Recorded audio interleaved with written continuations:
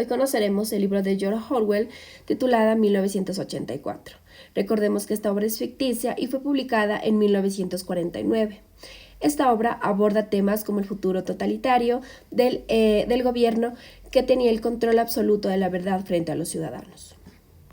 La obra aborda temas como el control de la verdad, la manipulación del lenguaje, la pérdida de la privacidad, la represión del pensamiento crítico, ofreciendo una advertencia sobre los peligros del autoritarismo y la falta de libertad en la sociedad.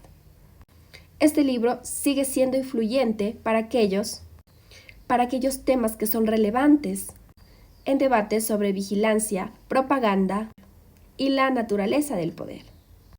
Bueno, hoy conoceremos el capítulo 7 de la obra de Orwell 1984. Bueno, este capítulo nos habla acerca del principal protagonista, que es Winston. Él nos habla cómo manipulan la realidad y cómo borran el historial para permanecer dentro de un poder. También nos habla acerca del control absoluto de la verdad y cómo la gente cree y la gente está de acuerdo con las mentiras más absurdas que el poder es capaz de mencionar.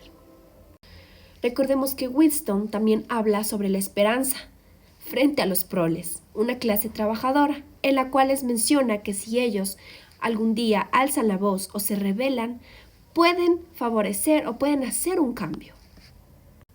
Por otro lado, Winston tenía una prueba concisa que el poder mentía, pero él lo destruyó.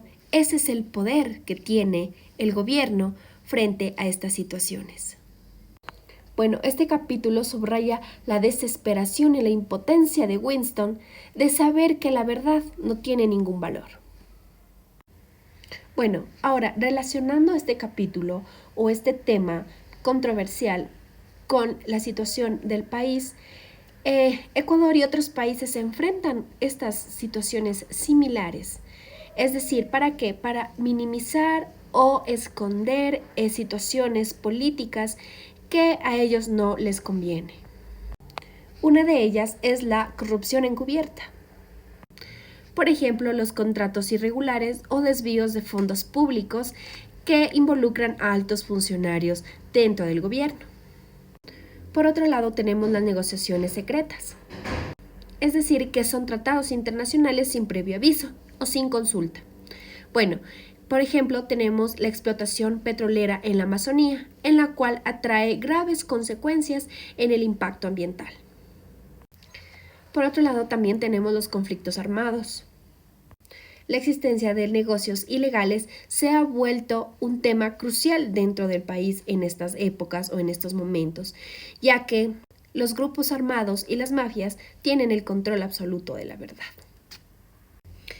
Por último y no menos importante es cuando Winston nos habla de la esperanza a los proles, la clase trabajadora, en la cual debían alzar la voz para hacer un cambio. Dentro del país, relacionándolo con estas situaciones, hablamos acerca del paro nacional que se estaba ejerciendo anteriormente, pero no se dio. Entonces, así lo relacionamos de que la gente trabajadora dentro del país también alza la voz y debe ser escuchada. Como bien es cierto, este capítulo nos habla acerca de la manipulación de la información, borro de evidencias y de que nadie alza la voz. Entonces, vamos a centrarnos acerca del caso de Fernando Villavicencio. Bueno, este caso ocurrió el 9 de agosto del 2023, en la cual sacudió profundamente al país.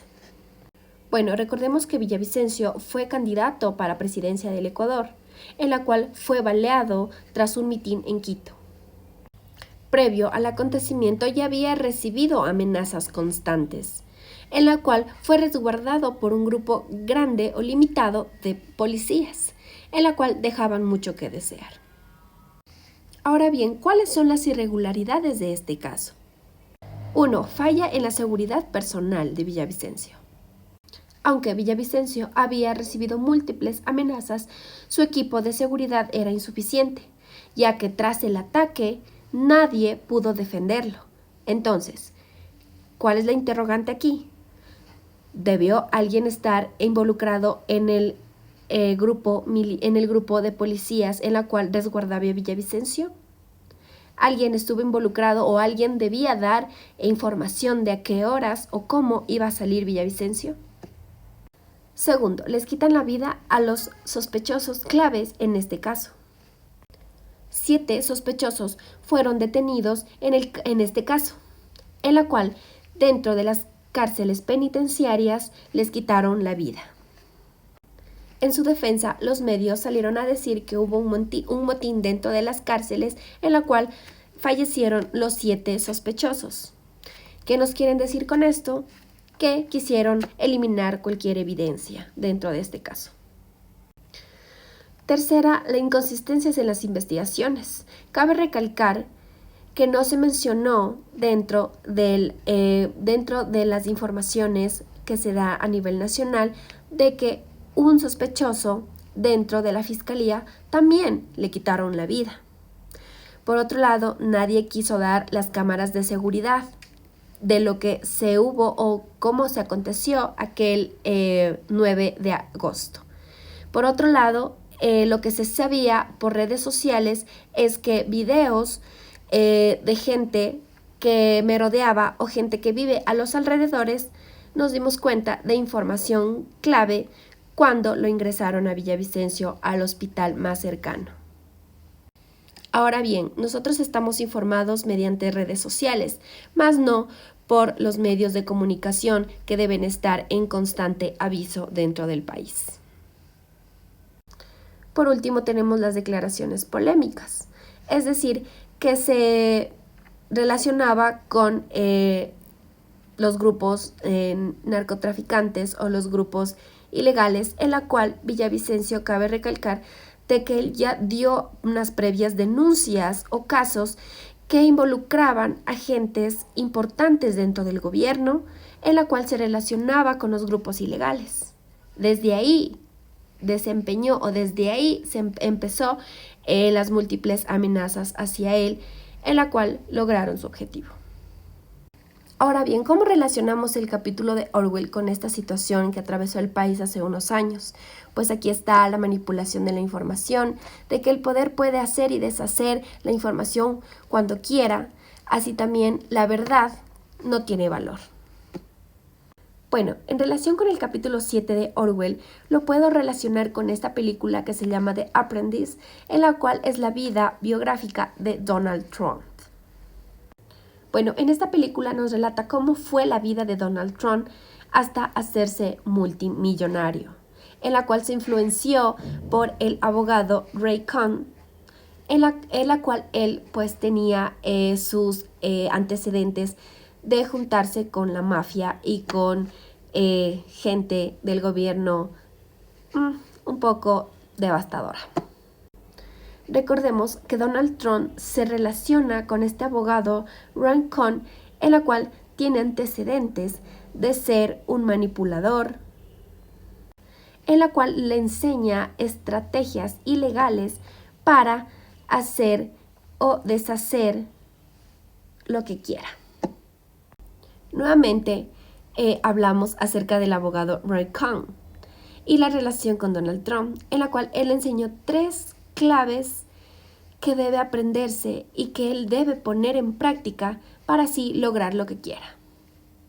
La primera regla era no admitas nunca nada, en la cual si él admitía la verdad era un signo de debilidad.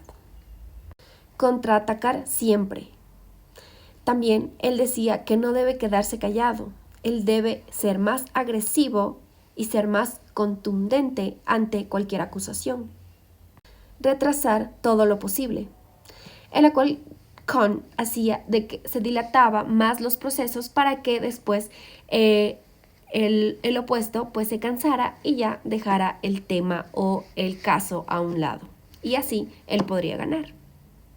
Bueno, finalmente, la conexión del capítulo 7 de Orwell de 1984 con la relación de Ecuador y la película de Donald Trump hacen que la manipulación de la verdad, la lucha del poder y las desigualdades silencian la verdad. Estas realidades, tanto en ficción como en la vida real, destacan los riesgos del autoritarismo y la falta de la verdad.